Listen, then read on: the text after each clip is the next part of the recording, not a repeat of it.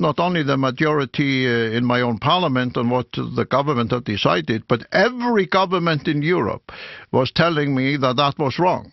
That the financial markets should be supreme in confrontation with the democratic will of the people. But I decided to go the other way. There were a lot of people who predicted that that would be the downfall of Iceland. We would be isolated in the world. We will become the Cuba of the North.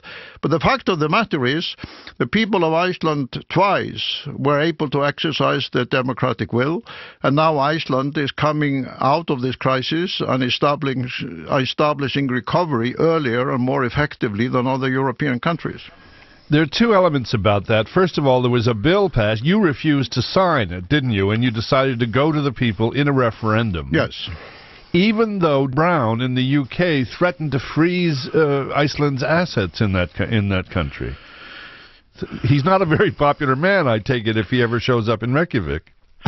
Well, Gordon Brown, God bless his political memory, will be long remembered in Iceland after he has been forgotten in Britain, because we have a long historical memory. We still remember those Vikings who traveled to what's now Canada 1,000 years ago.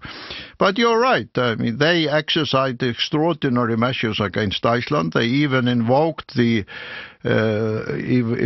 terrorist legislation against Iceland, put Iceland on the list with Al-Qaeda and the Taliban, even if we were a founding member of NATO, paid out of the banks without asking us, and then decided to send the bill to Iceland. And if we didn't obey, they tried to use their position within the IMF board to block the IMF program for Iceland. It was an extraordinary display throughout 2009 of using sheer force against our country.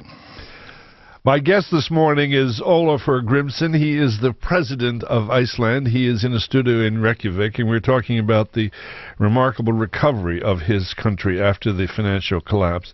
Mr. President, what was it in your feeling, in your gut, actually, that told you that you could not sign a bill bailing out the banks? Why did you find that so repugnant? Well, there were really two fundamental strands in my analysis. One was that the European financial system was based on allowing private banks to operate all over Europe. And if we suddenly started to introduce the rule that if they failed, they could send the bill to ordinary people, fishermen, farmers, doctors and nurses and others, it would be tantamount to privatizing the profits and letting the bankers become extremely rich if they were successful, but then sending them a signal that if they failed, they could send the bill back to ordinary people. And that was not only fundamentally unfair, but it would also be contrary to the fundamental principles of the free market. And then, in addition to that, the financial burdens that was involved in that first agreement threaten the very economic sovereignty of my country in the coming decades. But in addition to that, and that was perhaps the core of it, you could analyze it financially and economically backwards and forwards, as many people did. But when all the complicated analysis had been swept away, I was left with a fundamental choice between what was interpreted as the paramount financial interest of the financial markets in Europe with respect to Iceland, and on the other, the democratic will of my people.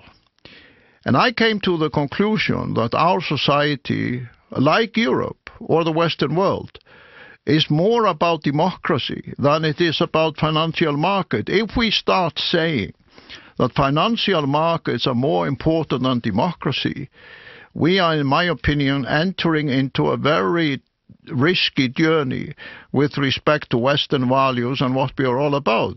And looking at Europe these very days, where the interest of the financial markets have in many cases been deemed to be supreme, I think people have forgotten that Europe's most important contribution to the world is not the free market system, it's democracy and human rights. We have countries in Asia and other parts of the world that are excellent market economies, but they have very little democracy.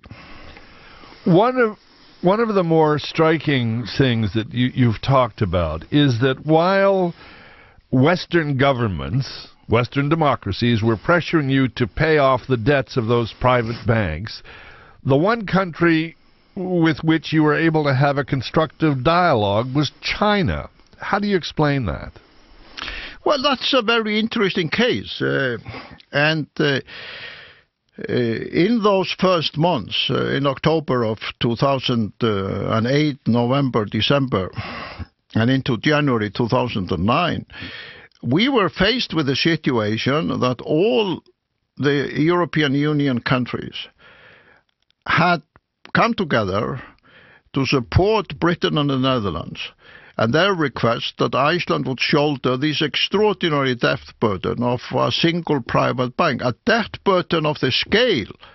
To give you an example, because many people have not realized this, a debt responsibility of the scale that, if you take into account the relative size of the British and the Icelandic economy, would have been equal to the people of Britain shouldering the responsibility for almost $1 trillion. $1 trillion because of the operation of one bank. Right. That is almost the complete size of the European Emergency Fund that people have been talking about in recent weeks. So we were faced with this situation that we faced a unified front of European countries, with small exceptions like the Faroe Islands and our friends in Poland, who were pressurizing us to bow to the claims from Britain and the Netherlands. And with respect to the United States, which had been a traditional ally of Iceland for a long time,